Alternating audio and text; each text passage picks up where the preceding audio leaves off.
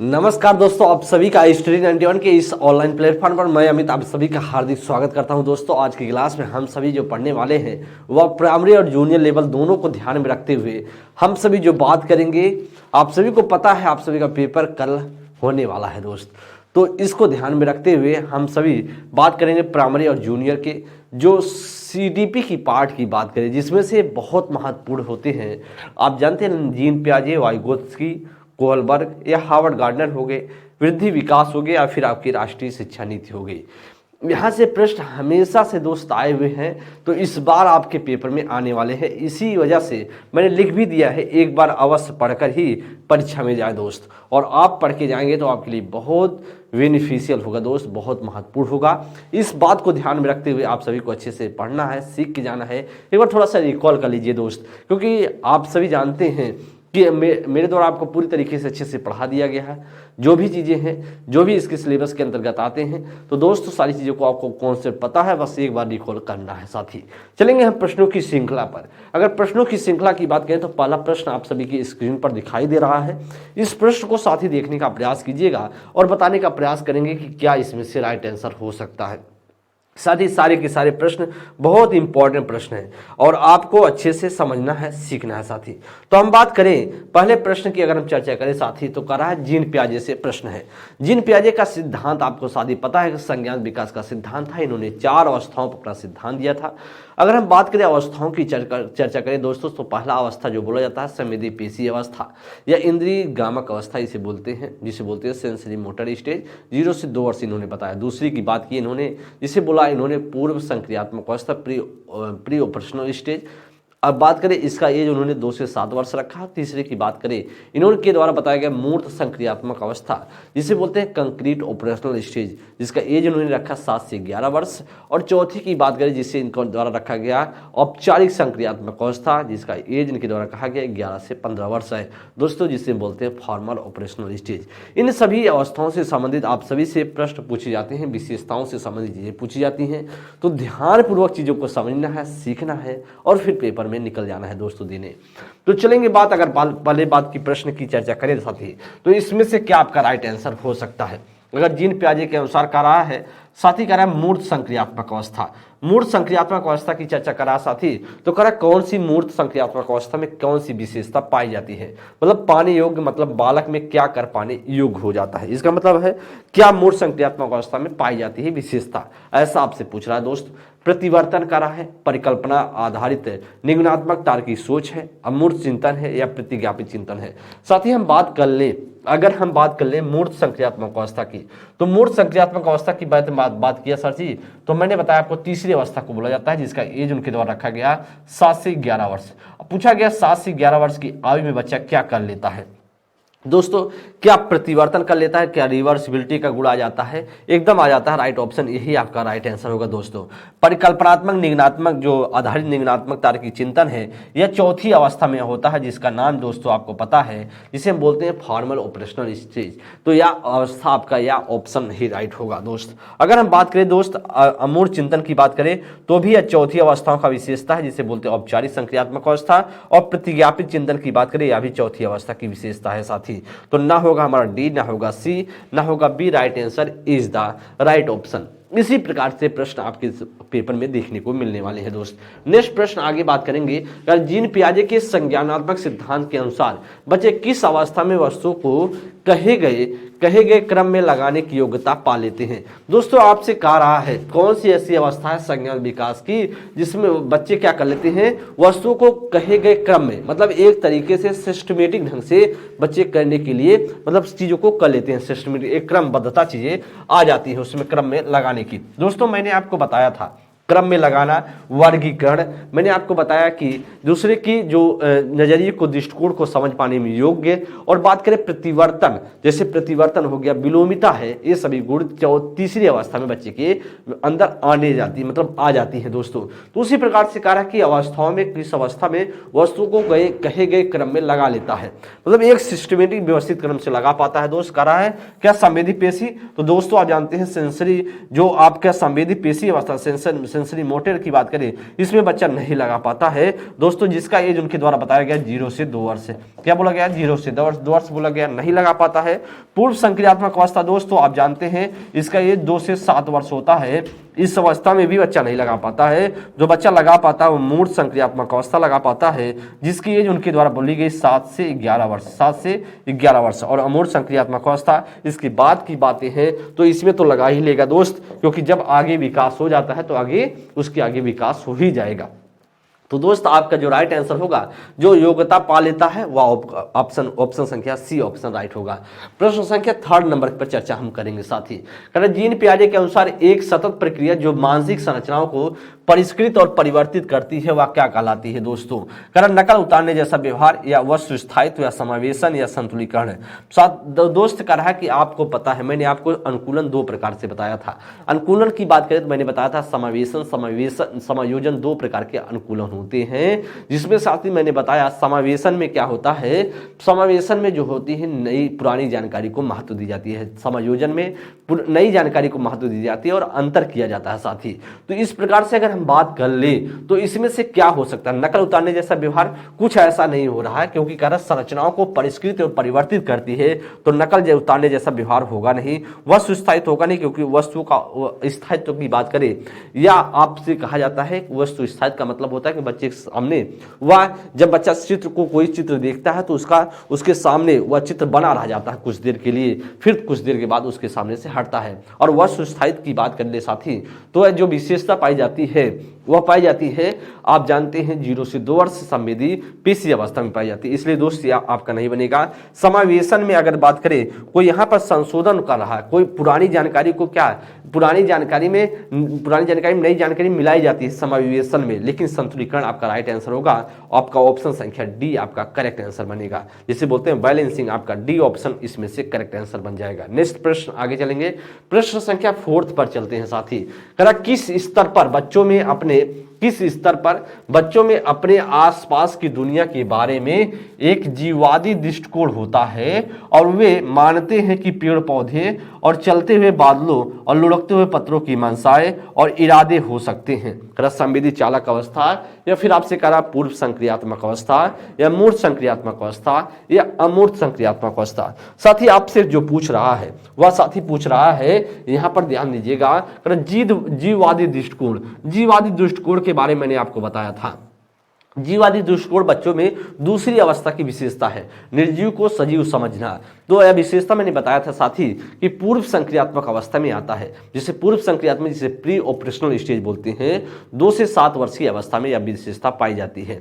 जैसे अहम केंद्रिता चीजें पाई जाती हैं 2 से 7 वर्ष की अवस्था में। ऐसे कई चीजें हैं, विशेषताएं जो आपके पेपर में पूछ ली जाती हैं साथी। तो मैंने आपको अच्छी तरीके से पढ़ाया है, एक बार आप सभी देख सकते हैं साथी। अगर कुछ कन्फ्यूजन आपको लग रहा है कि हाँ मुझे देखना चाहिए, तो आप सभी पीछे प्लेलिस्ट में चीजें जाकर देख सकते हैं। अगर हम जीववादी की बात करें, जीववादी दृष्टिकोण निर्जीव को सजीव समझना, तो यह दूसरी अवस्था में पाया जाता है, जिसे बोलते हैं प्री ऑपरेशनल स्टेज। सीधा सा बनेगा हमारा बी ऑप्शन राइट आंसर हो जाए। क्या होगा? बी ऑप्शन हमारा राइट आंसर हो जाएगा दोस्तों। अगर हम बात करें जैसे क्यों हो रहा है, कैसे कार्य, कि आपको जानते हैं निर्जीव को सजीव समझने का मतलब होता है कि बच्चे का मानसिकता होता है जो हाथी घोड़ा जैसे आप नहीं खिलौने होते हैं, बच्चे सोचते हैं कि अभी जो है चल लेगा, मार देगा, दबा देगा, इस तरीके से ट्रिपरीज करता है, घर में बोलता रहता है, आप जानते होंगे साथी। तो सीधा सा मतलब है बी ऑप्शन इसमें से करेक्ट आंसर बन जाएगा। 5th नंबर की बात करते हैं, पियाजे के अनुसार आनुवांशिक रूप से क्रमादेशित जैविक परिवर्तनों का होना क्या कहलाता है? यहाँ पर दोस्तों का आनुवांशिक रूप से क्रमादेशित जैविक परिवर्तनों का होना क्या संतुलन कहलाता है, या अनुकूलन कहलाता है, या परिपक्वता, या सामाजिक प्रसारण? सामाजिक प्रसारण की बात करें दोस्तों, या लेवाइगोस्की का बन जाएगा, नहीं होगा। परिपक्वता की बात वह कहते हैं जब बच्चा परिपक्व हो जाता है तो अपने चीजों को, उनकी जो विशेषताएं हैं, जिस अवस्था में बच्चा उस वह विशेषता अपने आप आ जाती है। तो परिपक्वता का यहाँ कोई मतलब नहीं है दोस्तों, यहाँ पर परिपक्वता एकदम सही होगा। तो इसी वजह से कह रहा है कि आनुवांशिक रूप से क्रमादेशित की बात कर रहा है, जैविक परिवर्तनों की बात कर रहा है। जब जैविक परिवर्तनों की बात कर रहा है सीधा होगा परिपक्वता, जैसे जैसे बच्चा बड़ा होता जाएगा उस परिपक्व होता जाएगा, चीजें होती जाएंगी। आपका सी ऑप्शन सही हो जाएगा। संतुलन की बात करें, यहाँ संतुलन का कोई अर्थ नहीं है, अनुकूलन का कोई मतलब नहीं साथी, क्योंकि जैविक परिवर्तनों का होना सीधा सा मतलब होता है परिपक्वता से आपका संबंधित हो जाएगा। सीधा सा सी ऑप्शन आपका करेक्ट आंसर साथी। अगर हम बात करें तो आप सभी के सामने 5 प्रश्न थे, एक बार थोड़ा सा रिकॉल हो पाया होगा साथी जीन पियाजे का। आगे हम बात करते हैं लेव वाइगोत्स्की की बात करेंगे, 5 प्रश्न इसके भी हैं। अगर हम बात करें लेव वाइगोत्स्की का सिद्धांत सामाजिक सांस्कृतिक का सिद्धांत कहलाता है, सोशियो कल्चरल थ्योरी कहलाता है। इनके सिद्धांत में समाज से अंतःक्रिया करने पर जोर दिया जाता है, कहा जाता है समाज से बच्चा अंतःक्रिया करता है और अपने ज्ञान की प्राप्ति करता है साथी। अगर हम बात कर ले, उनके द्वारा बोला गया कि बच्चा हम उम्र के साथ अच्छे तरीके से क्या करता है, ज्ञान की प्राप्ति करता है, समवयस्क के साथ अच्छे तरीके से अंतःक्रिया करता है। उनके द्वारा बोला गया खेल में बच्चा सबसे बेहतर सीखता है और इसीलिए लेव वाइगोत्स्की की बात करें, लेव वाइगोत्स्की का सिद्धांत क्या कहलाता है, सामाजिक सांस्कृतिक का सिद्धांत कहलाता है साथियों। इनके लेव वाइगोत्स्की के सिद्धांत में कई शब्द महत्वपूर्ण थे, जैसे एमक्यू की बात करें, आपके सामने मैंने आपको जेडपीडी की बात किया था, मैंने आपको बताया स्कैन फोल्डिंग की बात मैंने किया था दोस्तों। ये सारी चीजें आप सभी से पूछे जाते हैं, तो एक बार आप सभी ध्यानपूर्वक समझ के जाइएगा दोस्त पेपर देने, क्योंकि इंपॉर्टेंट है और पेपर जरूर है कि यहाँ से पूछे जाएंगे। इसी वजह से थोड़ा सा रिकॉल हो पाए, मेरा प्रयास है कि आपको समझ में आ जाए दोस्त। लेव वाइगोत्स्की के संज्ञान विकास का सिद्धांत किस पर आधारित है दोस्तों, तो क्या होगा, सामाजिक संरचना पर एकदम आपका राइट आंसर होगा ये ऑप्शन।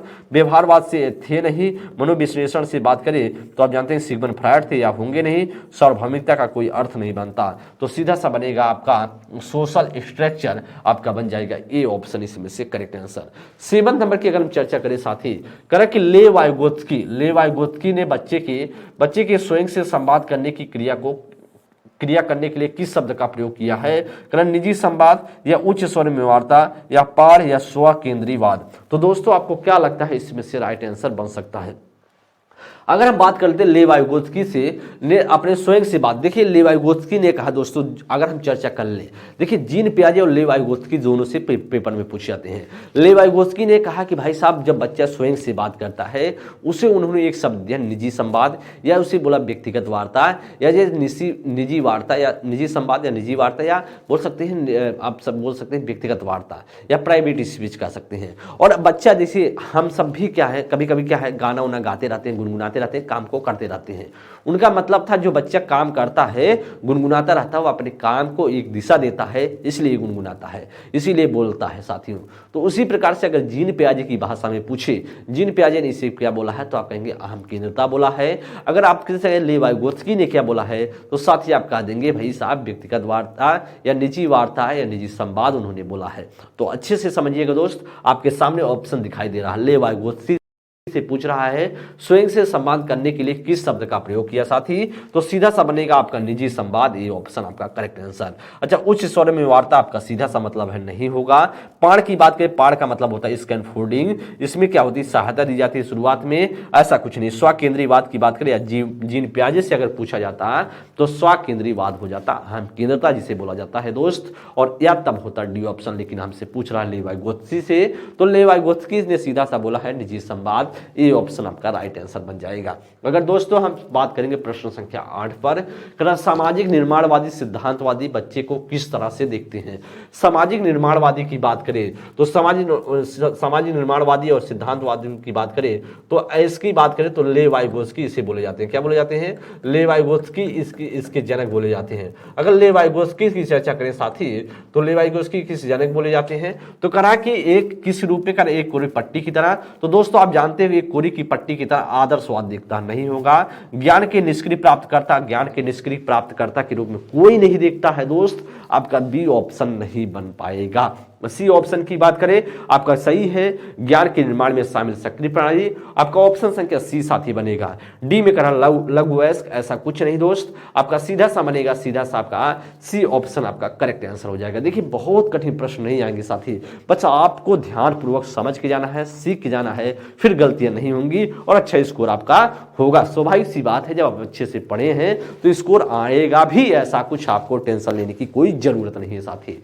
नेक्स्ट प्रश्न आगे बात करेंगे 9th नंबर की बात करें, किसने प्रस्तावित किया कि नया ज्ञान बच्चे के मौजूदा ज्ञान के समर्थन के साथ जानने में सक्षम होने के बीच में अंतर्निर्मित होता है। तो दोस्तों करा कि जो बच्चे के मौजूदा ज्ञान है, बच्चे का नया ज्ञान, बच्चे के मौजूदा ज्ञान के समर्थन के साथ जानने में सक्षम अंतर की बात कर रहा, तो जिसे हम बोलते हैं दोस्त जेडपीडी बोलते हैं। क्या बोलते हैं? ZPD, zone of proximal development. जिसे दोस्तों जोन ऑफ प्रॉक्सिमल डेवलपमेंट मैंने आपको बताया था, बच्चा शुरुआत में काम करता है, बीच में फंसता है, लास्ट में उसका काम यहाँ पर शुरू करेगा दोस्त, शुरुआत करता है, स्टार्टिंग करता है, यहाँ पर बच्चा फंसता है जिसे बोलते हैं जेडपीडी है, और बच्चा लास्ट में जब अपना लक्ष्य प्राप्त करे उसे बोलते हैं वह लक्ष्य प्राप्त करें, तो बीच में जब फंसता उसे हम जेडपीडी बोलते हैं दोस्तों। तो ऐसा बात करने वाले कौन से व्यक्ति थे? वह लेव वाइगोत्स्की थे। आपका ए ऑप्शन पूरी तरीके से करेक्ट है। जीन पियाजे, इससे कोई मतलब नहीं था। हार्वर्ड गार्डनर, बहुबुद्धि का सिद्धांत। इवान पावलोव की बात करें, इन्होंने कुत्ते पर प्रयोग करके क्रिया प्रसूत शास्त्रीय अनुबंधन का सिद्धांत दिया। क्रिया प्रसूत अनुबंधन का सिद्धांत आप जानते हैं स्किनर का था दोस्त, इसलिए सीधा सा मतलब है आपका ऑप्शन संख्या ए बन जाएगा। 10 नंबर की चर्चा कर लेते हैं। कल लेव वाइगोत्स्की ने अपनी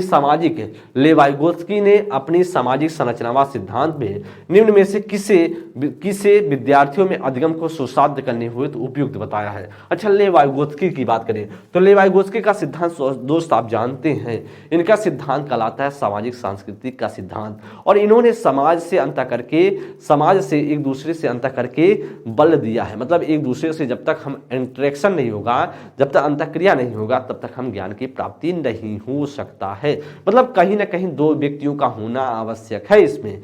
तो आपका मतलब हो गया, क्या इसमें से राइट बन सकता है? तो कह रहा कि उपयुक्त अधिगम को सुसाध्य करने हुए, तो उपयुक्त क्या बताया है दोस्त? क्या सहकर्मी सहयोगिता बताया है? क्या भाई सहयोगी सहयोगिता बताया है, जिसे पीयर कॉपरेशन बोलते हैं दोस्तों? क्या सांस्कृतिक उपकरणों का हस्तक्षेप बताया है? ये रटकर याद करने पर बल कहा है, या गैर संदर्भित पाठ्यक्रम कहा है दोस्तों? कोई व्यक्ति ऐसा नहीं जो कहा हो गैर संदर्भित पाठ्यक्रम के माध्यम से हम सीखते हैं दोस्त। कोई नहीं कहा कि हम रट कर सीखते हैं दोस्तों। कोई ऐसा नहीं कहा कि दोस्तों हस्तक्षेप के माध्यम से सीखते हैं दोस्तों। तो लेव वाइगोत्स्की जो बात करते हैं वह सहकर्मी सहयोगिता, सहकर्मी मतलब एक दूसरे के साथ सहयोग के माध्यम से हम ज्ञान की प्राप्ति करते हैं। और इसी प्रकार से आपका जो राइट आंसर साथी बनेगा वो आपका राइट आंसर होगा 10 का ए ऑप्शन आपका करेक्ट आंसर हो जाएगा।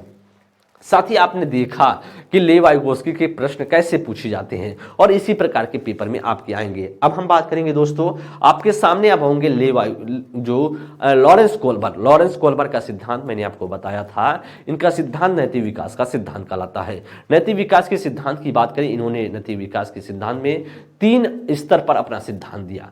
10 से 16 वर्ष के बच्चों पर इन्होंने प्रयोग किया था, काल्पनिक कहानी देकर के इसका प्रयोग करके इन्होंने अपना सिद्धांत दिया।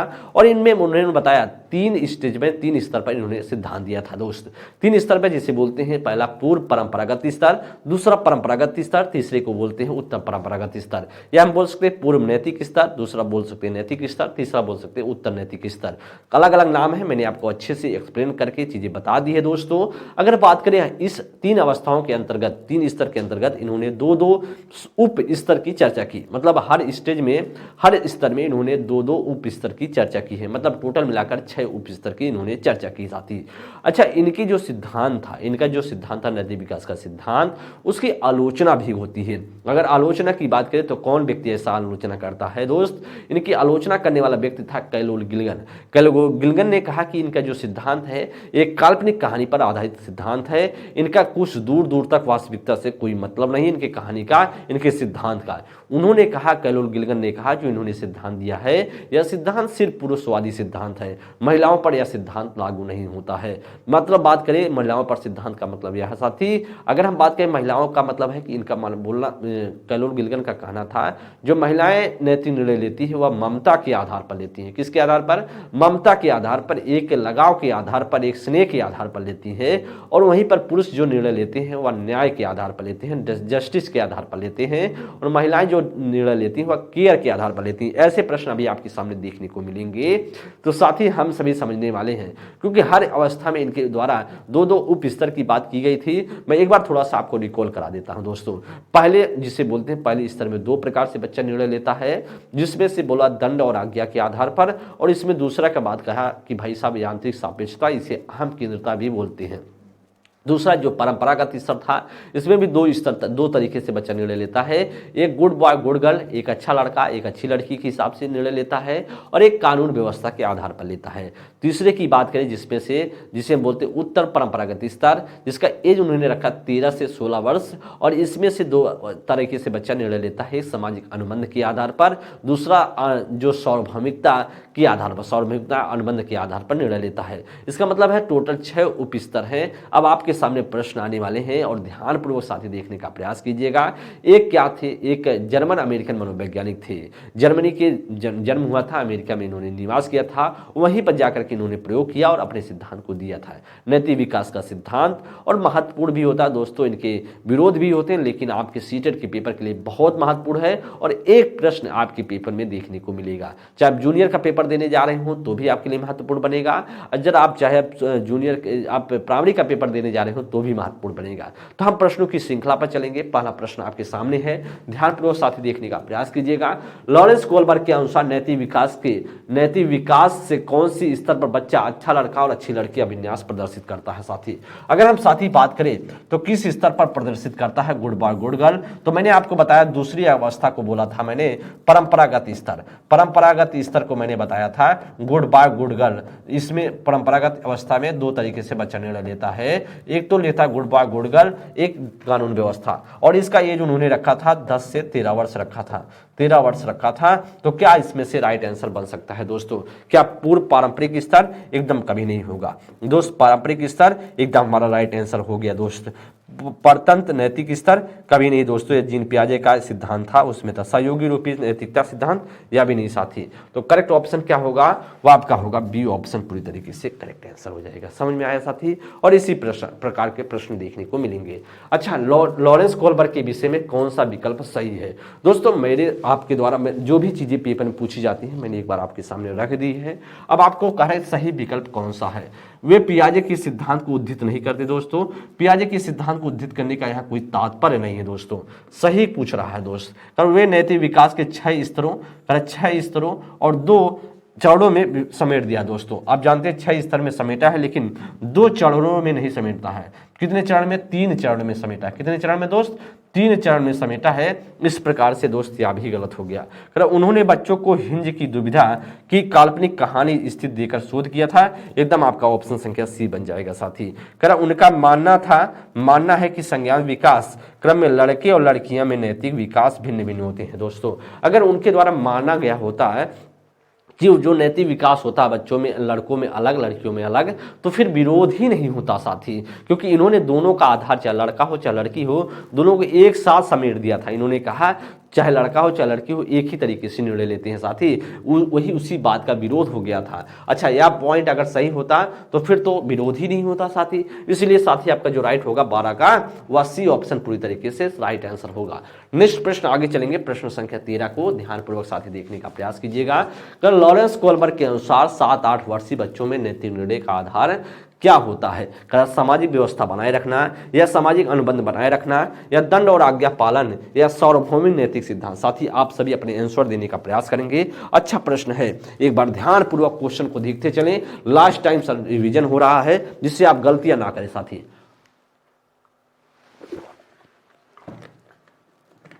अगर साथी हम बात करें 7-8 वर्षीय लिखा हुआ है, 7-8 वर्षीय की बात करें तो पहली स्तर की बात करें तो पहला स्तर का नाम उन्होंने रखा था पूर्व परंपरागत स्तर। क्या रखा था? पूर्व परंपरागत स्तर रखा था, पूर्व परंपरागत स्तर रखा था। और इसकी अवस्था की अगर हम चर्चा करें दोस्तों, इसकी अवस्था उन्होंने बताया था, साथ ही आपको मैंने बताया कि इसकी अवस्था उन्होंने रखा था 4 से 10 वर्ष। कितना? 4 से 10 वर्ष रखा था। अच्छा, 4 से 10 वर्ष में बच्चा उन्होंने बताया तो बच्चा 2 तरीके से निर्णय लेगा। एक तो लेगा दंड और आज्ञा के आधार पर, दूसरा बच्चा जो निर्णय लेगा वह किसके आधार पर? यांत्रिक सापेक्षता के आधार पर, जिसे अहम केंद्रिता बोलते हैं साथी। तो अब से करा 7-8 वर्षीय, 7-8 वर्षीय का मतलब हो गया कहीं ना कहीं 4 से और 10 के बीच में हुआ कि नहीं हुआ? एकदम हुआ। तो सामाजिक व्यवस्था बनाए रखना है, तो सामाजिक व्यवस्था बनाए रखना दूसरे की बात होता है। इसकी एज हो जाता है दोस्तों, दूसरे की बात सामाजिक व्यवस्था बनाए रखना या 10 से 13 वर्ष की एज में आ जाता है।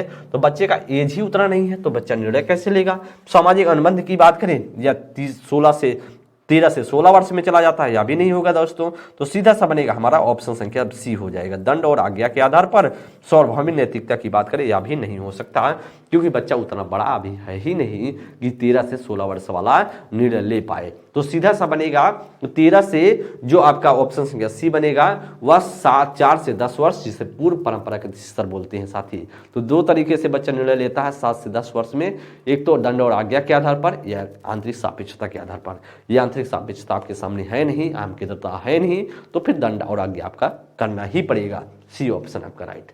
दोस्त बात करेंगे प्रश्न संख्या 14 नंबर के लिए। गोल्डन रूल में प्रदर्शित आदर्श पारस्परिकता का विचार कोहलबर्ग के अनुसार नैतिक विकास के किस चरण की प्रमुख विशेषता मानी जाती है? करा सामाजिक व्यवस्था विन्यास, क्या दोस्त करा सामाजिक व्यवस्था विन्यास, करा सामाजिक अनुबंध अभिन्यास, सार्वभौमिक नैतिक अभिन्यास, या अच्छा लड़का और अच्छी लड़की अभिन्यास। दोस्तों यहाँ पर ध्यान दीजिएगा, गोल्डन रूल की बात करें, गोल्डन रूल जिसे हम सुनहरा नियम बोलते हैं, सुनहरा नियम को बोला जाता है गुड बॉय गुड गर्ल। जैसे मतलब सुनहरा नियम मतलब एक तरीके से नियम को बहुत अच्छे से फॉलो करता है। तो दूसरी अवस्था में बच्चा जब परंपरागत स्तर पर होता है, 10 से 13 वर्ष की एज में होता है बच्चा, तो बच्चा इसी प्रकार से क्या करता है, निर्णय लेता है साथी। जब 10 से 13 वर्ष में बच्चा निर्णय लेता है तो हमारे सामने ऑप्शन दिख रहा है। अच्छा, ऑप्शन की हम चर्चा करें, क्या सामाजिक व्यवस्था बन जाएगा? सामाजिक व्यवस्था की दोस्त बात करें तो सामाजिक व्यवस्था ठीक है बन सकता था, लेकिन जो गोल्डन रूल हो सकता है वह गोल्डन रूल अच्छा लड़का अच्छी लड़की को दिखाएगा, आपका डी ऑप्शन बनेगा। अच्छा, या दूसरे का दूसरा बोला जाता है दोस्तों, दूसरे का दूसरा जो दूसरा स्तर है, दूसरे स्तर का दूसरा उप स्तर है, दूसरे स्तर का दूसरा उप स्तर है। इसका मतलब है मैंने आपको बताया हर स्टेज में हर स्तर में दो उप स्तर थे, तो वही दूसरे का दूसरा मतलब दूसरा कौन सा बोला जाएगा? परंपरागत स्तर परंपरागत का दूसरा है दोस्तों। सामाजिक अनुबंध की बात करें, सामाजिक अनुबंध बोला जाता है तीसरे का पहला, मतलब जो उत्तर परंपरागत है उसका उत्तर परंपरागत का पहला पूछा जाता है, पहला बोला जाता है दोस्तों। सार्वभौमिक की बात करें, तीसरे का दूसरा बोला जाता है। तीसरे का दूसरे का मतलब शांति जानते होंगे साथी, तीसरे का दूसरा का मतलब यही समझिए कि आप जो बच्चा निर्णय लेगा वह तीसरे का दूसरा का मतलब अर्थ यही है कि साथी यह समझिएगा कि बच्चा उत्तर परंपरागत स्तर पर दो तरीके से निर्णय लेता है, क्योंकि हर स्टेज में दो उप स्तर थे। तो एक तो हो गया सामाजिक अनुबंध, दूसरा सार्वभौमिक नैतिक अभिन्यास। तो सीधा सा बनेगा 14 का जो डी ऑप्शन आपका राइट आंसर। प्रश्न संख्या 15 पर हम चल देते हैं। का निम्नलिखित में से कौन सा चरण लॉरेंस कोहलबर्ग द्वारा दिए गए नैतिक विकास के सिद्धांत में शामिल नहीं है? कौन सा इसमें से शामिल नहीं है साथी? करा पारंपरिक चरण, या फिर करा पहला दोस्त करा पारंपरिक चरण, दूसरा करा अपारंपरिक चरण, करा उत्तर पारंपरिक चरण या पूर्व पारंपरिक चरण। तो पारंपरिक चरण उन्होंने बताया था 10 से 13 वर्ष रखा था, 10 से 13 वर्ष।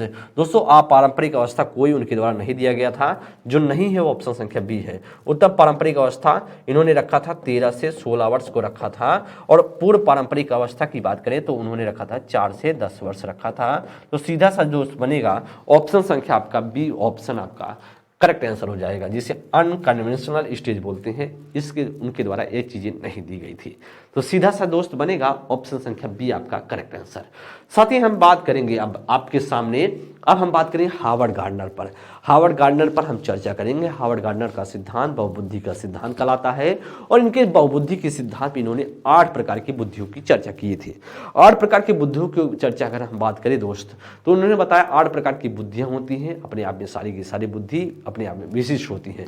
किसी बुद्धि का किसी बुद्धि से तुलना नहीं किया जा सकता है। अच्छा, जब नहीं किया जा सकता है तो इसका मतलब कहीं ना कहीं जो भी बुद्धि जिसके पास है वह अपने आप में यूनिक है। इसका मतलब कहीं ना कहीं किसी का हम तुलना नहीं करना है। जिसके पास जो भी बुद्धियां हैं वो अपने आप में यूनिक एक है, कुछ में उत्कृष्टता बहुत अच्छा आगे जा सकता है साथी, कभी तुलना नहीं करना है। अगर इस बात को ध्यान में रखते हुए हमको क्वेश्चन करना है। चलेंगे साथी, हम बात करेंगे एक बच्चे में दूसरों की नियत और इच्छाओं को समझने की योग्यता है या बुद्धि के किस स्वरूप को दर्शाता है? दोस्तों, स्थानीय संबंध बुद्धि या अंतरावैयक्तिक बुद्धि या अंतर्वैयक्तिक बुद्धि या प्राकृतिक बुद्धि।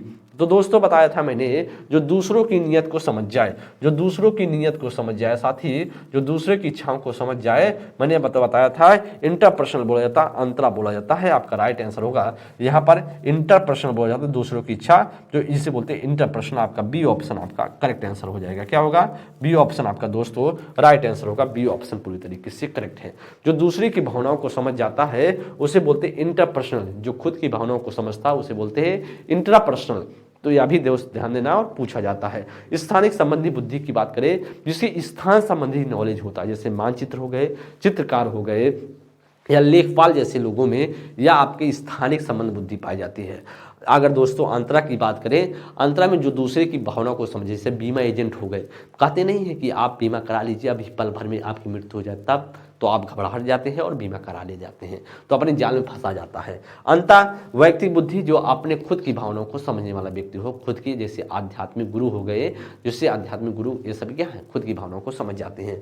प्राकृतिक बुद्धि की बात करें या प्राकृतिक बुद्धि से प्रकृति से लगाव हो, जैसे माली हो गए, किसान हो गए, ये सभी में प्राकृतिक बुद्धि पाई जाती है। जिसकी वनस्पतियों से लगा हो, जिसे जीव जंतुओं से लगा हो, उसमें प्राकृतिक बुद्धि दोष पाई जाती है। ना होगा सी, ना होगा डी, ना होगा ए, सीधा ऑप्शन हमारा बी बन जाएगा। आगे हम दोस्त बात करेंगे प्रश्न संख्या 17 नंबर के लिए। करेक्ट, किस विचारक ने इस बात को नकारा कि बुद्धि एकल इकाई है और कई पृथक स्वतंत्र बुद्धियों का सिद्धांत प्रतिपादित किया है? जीन पियाजे, हावर्ड गार्डनर, लेवाइगोस्की, कोहलबर्ग। दोस्तों कोहलबर्ग का सिद्धांत जो आप जानते हैं वह नैतिक विकास का सिद्धांत कहलाता है। तो फिर नैतिक विकास का सिद्धांत कहलाता है तो बुद्धियों में कहाँ टकरा जाएंगे, बुद्धि से इनका कोई तात्पर्य होगा नहीं दोस्त। अगर हम बात करें लेवाइगोस्की का बात करें तो एक संज्ञानवादी मनोवैज्ञानिक है। इनका सिद्धांत सोशियो कल्चर थ्योरी कहलाता है। इनके द्वारा माना गया समाज से अंतःक्रिया करके बच्चा सीखता है। कहाँ से बुद्धि में टकरा जाएंगे, नहीं होगा दोस्त। अगर हावर्ड गार्डनर की बात करें, एकदम हमारा राइट आंसर। इन्होंने बताया 8 प्रकार की बुद्धियां सभी अपने आप में विशिष्ट हैं। जीन पियाजे की बात करें, जीन पियाजे एक संज्ञानवादी थे, तो इनका सिद्धांत कहलाता है संज्ञानात्मक विकास का सिद्धांत। तो फिर इनका कोई यहाँ पर रूल है ही नहीं, तो सीधा सा बनेगा हमारा बी ऑप्शन सीधा राइट होगा। Howard Gardner is the right option 17 का। साथ ही हम बात करेंगे प्रश्न संख्या 18 नंबर के लिए, क्योंकि यहाँ प्रकार बुद्धि एकल इकाई नहीं है। बुद्धि एकल इकाई का मतलब है बुद्धि एक प्रकार की बुद्धि हम नहीं कह सकते हैं। अच्छा, एक प्रकार की बुद्धि कहने वाले व्यक्ति कौन थे? वह बीने और साइमन थे। कौन थे? बीने और साइमन थे। तो एक प्रकार की कोई चर्चा इनके द्वारा की नहीं जाती है। बीने और साइमन थे, इसका कोई रूल नहीं है, तो सीधे 17 का बी ऑप्शन बनेगा ही बनेगा। 18 नंबर की दोस्त बात करें, हावर्ड गार्डनर के ने सुझाव दिया कि अलग अलग प्रकार की बुद्धियां होती हैं। एकदम भाई साहब इन्होंने ही सुझाव दिया था कि अलग अलग प्रकार की बुद्धियां होती हैं। मतलब अलग अलग प्रकार की बुद्धियों की बात करें तो उनके द्वारा बोलेगी 8 प्रकार की बुद्धियां होती हैं, सब अपने आप में विशिष्ट होती हैं। 8 प्रकार की बुद्धियां होती हैं अपने आप में, सब सारी की सारी क्या होती हैं? विशिष्ट होती हैं। तो निम्नलिखित में से कौन सी बुद्धि हावर्ड गार्डनर द्वारा प्रस्तावित में से एक नहीं है दोस्तों? करा कि संगीतमय, भाषाई, शारीरिक गतिकी या व्यवहारिक दोस्तों।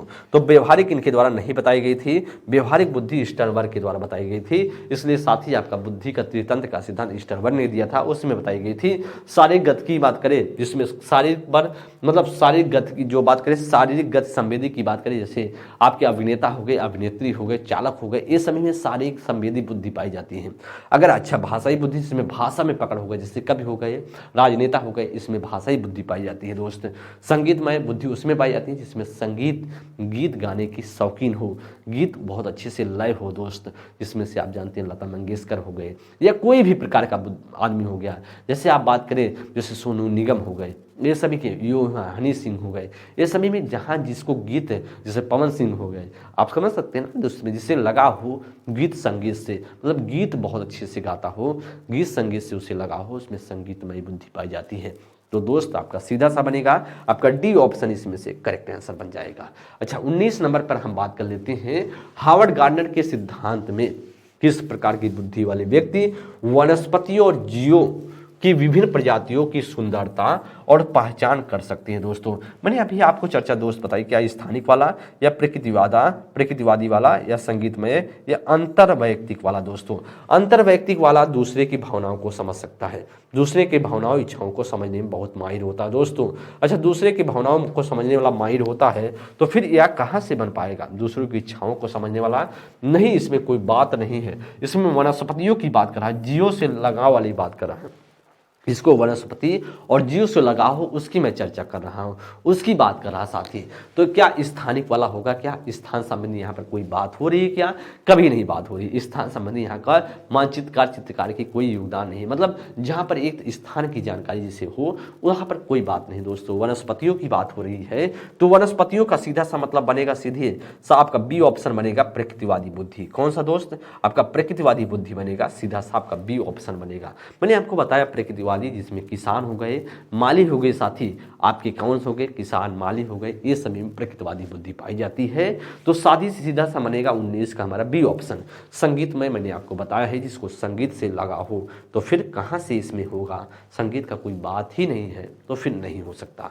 दोस्त अगर बात करेंगे 20 नंबर के लिए, फिर आपके सामने हार्वर्ड गार्डनर से संबंधित और निश्चित तौर पर आपके प्राइमरी और जूनियर में एक प्रश्न देखने को मिलेंगे, फिर आपको ध्यानपूर्वक समझ के जाना है साथी। हार्वर्ड गार्डनर के अनुसार क्या बुद्धि एक इकाई है? क्या बुद्धि एक इकाई के बारे में इन्होंने बताया था? कभी नहीं। बुद्धि एक इकाई की बात उन्होंने कही नहीं की थी। उन्होंने कहा बुद्धि कई प्रकार की होती है, कई इकाइयों में विभक्त है, और या उनके द्वारा कही गई थी। एक इकाई की बात वीने साइमन ने कहा था, गलत होगा दोस्त। बुद्धि कई अलग अलग प्रकार की होती है, और ऐसा बात हार्वर्ड गार्डनर महोदय ने कहा था, बी ऑप्शन। बौद्धिक लक्षणों को 3 आयामों, संचालन सामग्री और उत्पादों में वर्गीकृत किया जा सकता है। दोस्तों कभी 3 आयाम की बात वह किए ही नहीं थे, तो 3 आयाम फिर कहां से आ जाएगा? बुद्धि एक समान और एक विशिष्ट की बात तो आपको मैंने बताया था, एक समान एक विशिष्ट, जिसे बोलते हैं द्विकारक का सिद्धांत, स्पीयर महोदय है। एक आप जानते हैं त्रिकारक का सिद्धांत भी आया था, जिसे स्पीयरमैन जी ने दिया था, जिसे बोलते हैं त्रितंत्र का सिद्धांत, जिसमें एक सामूहिक बुद्धि उनके द्वारा जोड़ दी गई थी। फिर कहाँ दोस्तों, यहाँ पर कोई हार्वर्ड गार्डनर के कोई रोल नहीं है, हार्वर्ड गार्डनर का रोल सिर्फ ऑप्शन संख्या बी में है। तो इस प्रकार के साथी अगर हम बात कर लें, इस प्रकार से अगर हम साथी बात कर लें, तो हमारा 20 का जो बनेगा सीधा सा बी ऑप्शन ही बनेगा। क्या बनेगा? 20 का बी ऑप्शन ही करेक्ट ऑप्शन बनेगा। अच्छा साथी हम बात करेंगे अब आपके सामने जो प्रश्न आने वाले हैं वह वृद्धि और विकास, ग्रोथ और डेवलपमेंट। मैंने आपको बताया है, जो जो चीज़ें बताता चल रहा हूँ समझते चलिएगा दोस्त, और पेपर जब देकर आएंगे तो आपको लगेगा कहीं ना कहीं जो सर जी ने बताया था, जो समझाया था, उसी प्रकार के प्रश्न पैटर्न में चीज़ें आई हुई हैं। फिर कोई बात नहीं, आपको समझ के जाइए, एक बार रिकॉल करवा रहा हूँ, जब रिकॉल हो रहा है तो फिर रिकॉल कर लीजिए। जहाँ पर दिक्कतें हैं एक बार आप पेज पलट करके एक वीडियो फिर से कोई वीडियो प्ले करके, जो पीछे वीडियो पड़ी है, जो चीज़ें नहीं समझ आई उसे हाथ पर देख सकते हैं साथी, तो फिर कॉन्सेप्ट क्लियर हो जाएंगे, फिर आपको दुविधा की कोई बात नहीं रहेगी। चलते हैं हम बात करेंगे वृद्धि और विकास, ग्रोथ और डेवलपमेंट की चर्चा करें। तो एक बात करें, ग्रोथ और डेवलपमेंट में एक बोला जाता है कि जो ग्रोथ होता है, जो वृद्धि होती है, उसे हम बोला जाता है मूर्त एक प्रक्रिया है। अगर विकास की बात करेंगे तो बोला जाता है कि एक अमूर्त प्रक्रिया है। अच्छा हम वृद्धि की अगर हम चर्चा करें दोस्तों, वृद्धि को बोला जाता है साथी कि एक वृद्धि को हम कह सकते हैं वृद्धि का एक मात्रात्मक प्रक्रिया है। ग्रोथ को वृद्धि को बोला जाता है, विकास को बोला जाता है मात्रात्मक और गुणात्मक दोनों प्रक्रिया है। इसी पे बात करें दोस्तों, वृद्धि को बोला जाता है वृद्धि का मापन किया जा सकता है, लेकिन जो आपके विकास का मापन है वह नहीं किया जा सकता है। सिर्फ अमूर्त चीज़ें हैं, उसको हम सिर्फ एक तरीके से कल्पना कर सकते हैं, उसको कोई चीज़ माप तोल नहीं सकते साथी।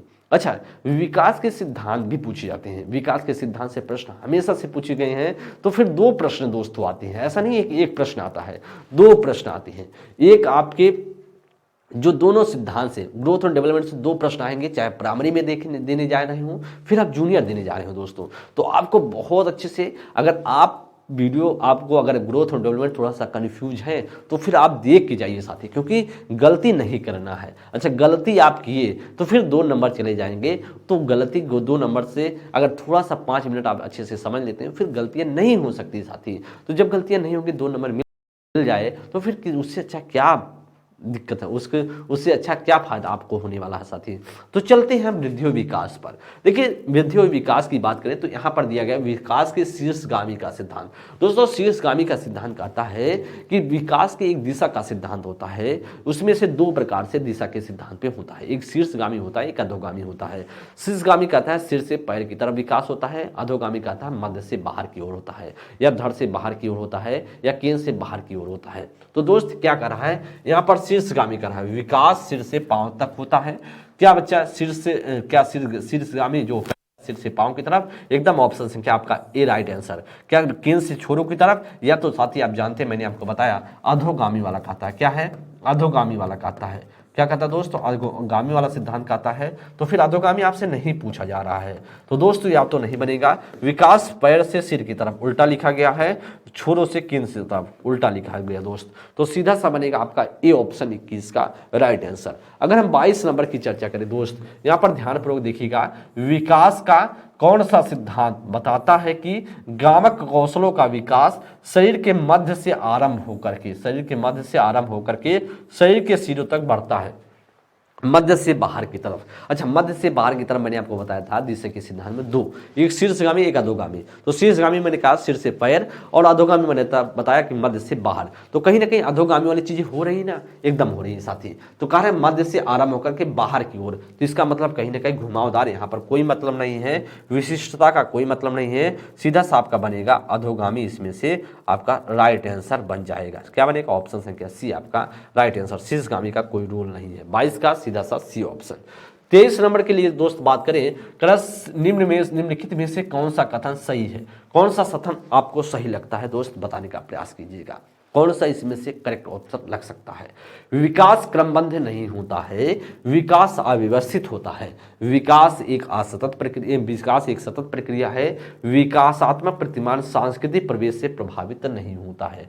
कौन सा आपको लगता है कि इसमें से सही होगा दोस्तों? आप जानते हैं विकास एक क्रमबद्ध होता है, करेक्ट। विकास क्रमबद्ध नहीं होता है, एक क्रमबद्धता एक सीक्वेंस को फॉलो करता है दोस्त, गलत है दोस्त। विकास अव्यवस्थित होता है दोस्तों, आप जानते हैं विकास एक व्यवस्थित प्रक्रिया है, यह भी दोस्त गलत है। विकास एक सतत प्रक्रिया, एकदम सही। विकास आप बोल सकते हैं development is a continuous process आप बोल सकते हैं। तो आप यहां पर कह सकते हैं कंटिन्यूअस प्रोसेस, सीधा सा बनेगा सी ऑप्शन। यहां पर कह रहा है सांस्कृतिक प्रवेश से प्रभावित नहीं होता दोस्तों। विकास आपके सांस्कृतिक प्रवेश से, आपके सोशियो जो आपके कल्चर इन्वायरमेंट्स है उससे प्रभावित होता है, सीधा सा बनेगा सी ऑप्शन मेरा राइट आंसर, और आपका भी राइट आंसर हो रहा होगा। साथ ही हम बात करेंगे प्रश्न संख्या 24 नंबर के लिए। करा कि आपसे फिल करने की बात कर रहा है। उस विशिष्ट समय को कहा जाता है, उस विशिष्ट समय को क्या कहा जाता है? जब बच्चे उनके वातावरण में खास प्रकार से उद्दीपन के प्रति विशेष रूप से ग्रहणक्षम हो जाते हैं।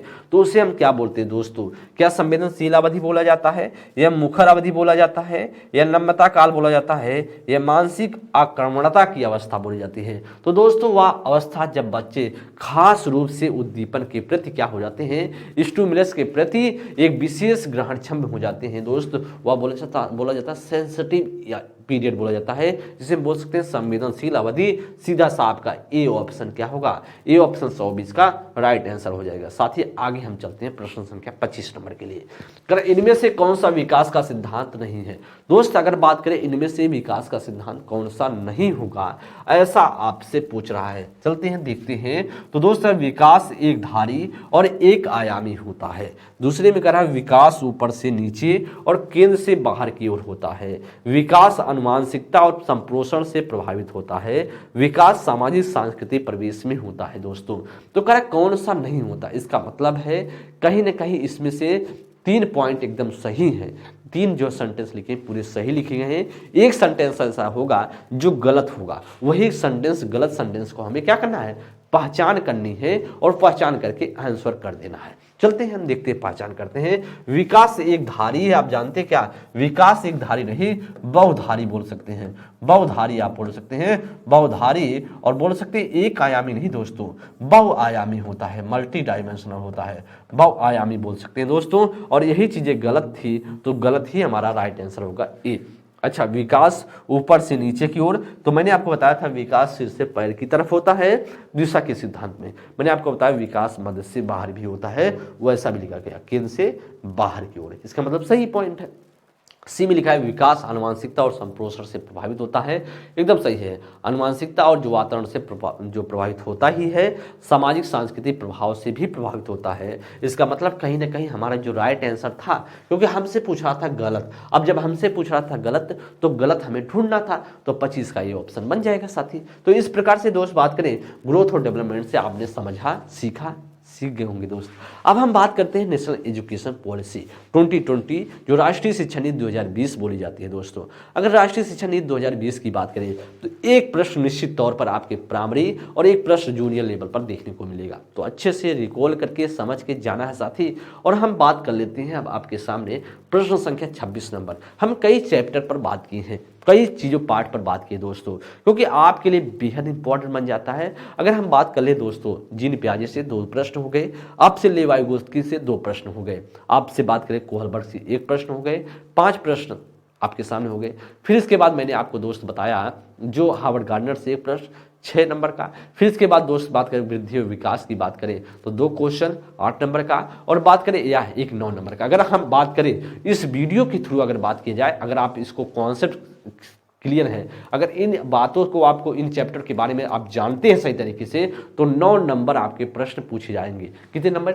9 नंबर के, और फिर 9 नंबर आपको करके आना है, क्योंकि फिर गलतियां करेंगे तो फिर दिक्कत होगी साथी। तो इस प्रकार से हम बात करें राष्ट्रीय शिक्षा नीति 2020 की चर्चा कर लें। करा कि शिक्षा को किस प्रकार पर बल देना चाहिए, करा संकल्पनात्मक समझ पर या गैर संदर्भित विषय वस्तु पर, रटकर सीखने पर या परीक्षाओं के लिए सिखाने पर। दोस्तों तो राष्ट्रीय शिक्षा नीति ऐसा नहीं कहता कि आपको रटकर सिखाया जाए, आपको रट कर सिखा, रट्टा मारने पर बाल कभी नहीं देता। रट कर सिखाना अपने आप से गलत होगा दोस्त।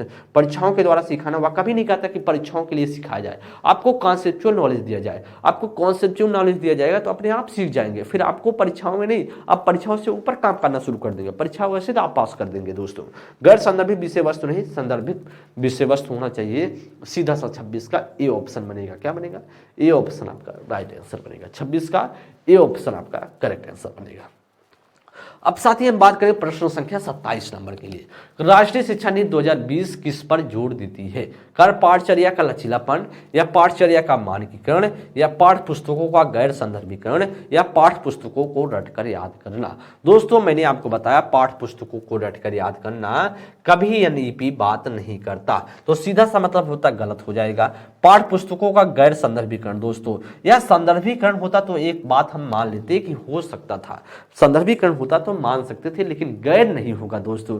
क्या आपको गैर चीजें पढ़ाई जाएंगी? आपके पेपर के लिहाज से, आपके जीवन के लिहाज से इंपॉर्टेंट ना हो, आपको फिर दुनियादारी की चीजें बताई जाए जो आपसे जीवन से दूर दूर तक कोई मतलब ना हो, तो फिर आपके लिए कभी हेल्पफुल होगा? कभी नहीं होगा, क्योंकि आपके जीवन से जो हेल्पफुल है, आपके जीवन के लिए उपयोगी है, वही आपको समझना है, सीखना है साथी। तो सीधा का मतलब है आपका या भी गलत है, सी भी और डी भी गलत है। अगर हम दोस्त बात है पाठचर्या का मानकीकरण, कभी नहीं कहता करिकुलम का जो है स्टैंडर्डाइजेशन किया जाए या मानकीकरण किया जाए दोस्तों, कभी नहीं कहता है। तो मानकीकरण कभी नहीं। पाठचर्या का लचीलापन की बात करता है, पर जो करिकुलम में एक फ्लेक्सिबिलिटी की बात करता है, और सीधा सा आपका राइट आंसर होगा 27 का आपका ऑप्शन संख्या ए होगा। साथ ही इसी प्रकार के प्रश्न आएंगे, हमको चिंतित नहीं होना है, घबराना नहीं है, बहुत अच्छे से पढ़ के जाना है, सीख के जाना है, समझ के जाना है, गलती कुछ नहीं, बस रिकॉल करके जाना है साथी। आगे बात करें प्रश्न संख्या 28 नंबर के लिए। राष्ट्रीय शिक्षा नीति 2020 किस पर बल देती है? करा की परीक्षा के लिए पढ़ना, स्मरण आधारित शिक्षा, विवेधन और अभ्यास या संप्रति समझ।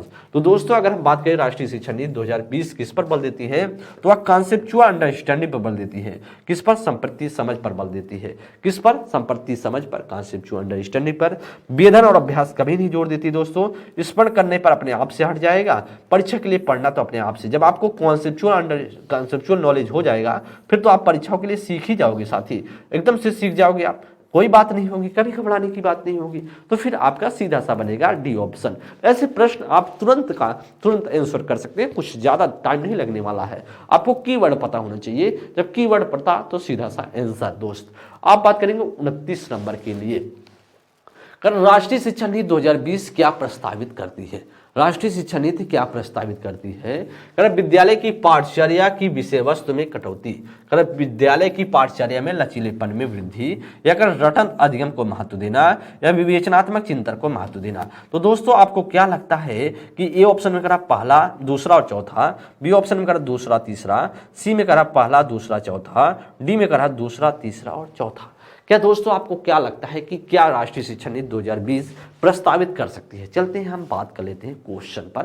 अब देख कर विद्यालय की पाठचर्या के विषय वस्तु में कटौती, एकदम सही है।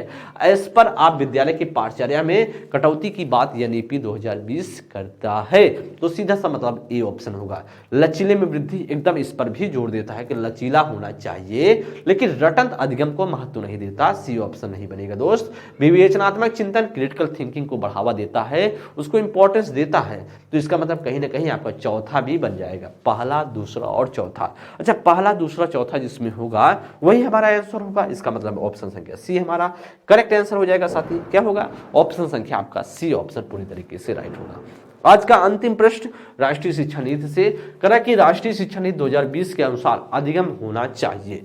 अधिगम कैसा होना चाहिए? विषय वस्तु अभिमुख होना चाहिए, पाठ्य पुस्तक केंद्रित होना चाहिए, प्रयोगात्मक होना चाहिए, व्यवहारात्मक होना चाहिए। अगर हम बात करें राष्ट्रीय शिक्षा नीति 2020 के अनुसार कैसा होना चाहिए अधिगम, कैसा होना चाहिए लर्निंग, विषय वस्तु उन्मुख दोस्तों, विषय वस्तु उन्मुख कभी नहीं होना चाहिए, पाठ्य पुस्तक केंद्रित कभी बात ही नहीं करता है दोस्तों, प्रयोगात्मक एकदम एक्सपेरिमेंटल की बात करता है, कहता है एनईपी 2020 कहता है अधिगम बच्चों को जो कराया जाए, जो बच्चों को लर्निंग कराई जाए, जो बच्चे को सिखाया जाए। देखिए लर्निंग ऐसी प्रक्रिया नहीं है कि सिर्फ विद्यालय तक ही सीमित है। लर्निंग का मतलब होता है कि आप जो भी सीख रहे हैं, चाहे आप जीवन में, चाहे विद्यालय में हैं, जीवन के बाहर या विद्यालय के बाहर हैं, जो भी आप सीख रहे हैं सभी लर्निंग के अंतर्गत आ जाती हैं। अच्छा, जब लर्निंग के अंतर्गत आएंगी तो एक प्रकार से आप कह सकते हैं एक्सपेरिमेंटल नॉलेज, एक प्रकार से आप कह सकते हैं अनुभवात्मक अधिगम। एक प्रकार से जब अनुभव पर आधारित होगा तो फिर आप गलती नहीं होगी दोस्त, और जब गलती नहीं होगी तो फिर आप आगे बढ़ते जाएंगे, आप हमेशा से आप अग्रसर होते जाएंगे। इसीलिए एनईपी 2020 जो कहता है वह प्रयोगात्मक की बात करता है, व्यवहारात्मक की बात नहीं करता है। व्यवहारात्मक की बात व्यवहारवादी करते हैं, या एक संप्रदाय है दोस्त, या आपसे नहीं बनेगा, तो सीधा सा बनेगा, सीधा एक्सपेरिमेंटल। इस प्रकार से साथी अगर हम चर्चा कर लें, इस प्रकार से अगर हम बात कर लें साथी, तो आपके सामने 30 प्रश्नों की क्या थी, श्रृंखला थी। और 30 प्रश्नों की श्रृंखला में मैंने कई चैप्टर पर बात की है, लेवाइगोस्की पर बात की, मैंने जीन पियाजे पर बात किया, मैंने लॉरेंस कोल पर बात की है दोस्त, मैंने हार्वर्ड गार्डनर पर बात किया, मैंने वृद्धि और विकास पर, ग्रोथ और डेवलपमेंट पर मैंने बात किया। मैंने दोस्त आपके सामने एनईपी राष्ट्रीय शिक्षा नीति 2020 पर, जिसे नेशनल एजुकेशन पॉलिसी भी बोलते हैं दोस्त, या आपके सामने 6 पॉइंट पर मैंने चर्चा की है। और 6 पॉइंट की अगर चर्चा की बात कर लें दोस्त तो 9 प्रश्न यहाँ से पूछे जाएंगे, और आप पेपर देखिए आइएगा, आप मिलाइएगा 9 प्रश्न आए हैं कि नहीं आए हैं। अगर नहीं आएंगे होंगे तो आप अवश्य आकर के कमेंट बॉक्स में पिन कर दीजिएगा, सर जी 9 क्वेश्चन नहीं आए थे, तो अवश्य आएंगे दोस्त। इतना हमारे ऊपर विश्वास रखिए, क्योंकि दोस्त मैं हमेशा से प्रीवियस ईयर क्वेश्चन को देखा हूं, क्योंकि मैं इतना दिन से पढ़ा रहा हूं, चीज़ों को समझा रहा हूं, तो चीज़ें हमको कहीं ना कहीं इतना तो अनुभव हो ही गया है कि क्वेश्चन कहाँ से एग्जामिनर हमेशा से पूछ रहा है। अच्छा, जब प्रीवियस ईयर में चीज़ें पूछा है तो फिर से पूछेगा। अगर भाई जो 2011 से यूपी टेट और सी टेट हो रहा है, तो कहीं ना कहीं इसका मतलब है जब 2011 से हो रहा है तो फिर ऐसा क्या घटना घट गई 2024 में जो पैटर्न बदल जाएगा? ऐसा कभी कुछ नहीं होगा, क्योंकि सिलेबस में यही सारी चीजें हैं। फिर एग्जामिनर क्या लाएगा? कुछ नहीं ला सकता है। तो इस प्रकार से साथियों आपको पढ़ के जाना है, समझ के जाना है। आप सभी को बेस्ट ऑफ लक। आप सभी अच्छे से परफॉर्मेंस करके, बहुत अच्छे से स्कोर करके, फिर अच्छे से पढ़ाई करते हुए जाइएगा समझकर। सभी साथियों को बहुत बहुत धन्यवाद। आप सभी को जैसा भी सेशन लगा हो, आप सभी एक बार कमेंट करके जरूर बताएंगे। सभी साथियों को तहे दिल से शुक्रिया। आप सभी स्वस्थ रहें, मस्त रहें। आप सभी का दिन शुभ हो। आप सभी एक उन्नत के रास्ते पर, एक अपने जो भी आपका लक्ष्य है, जो भी आप चाहते हैं जीवन प्राप्त करना, उस लक्ष्य को प्राप्ति करें। सभी को बहुत बहुत धन्यवाद। Thank you class, thank you.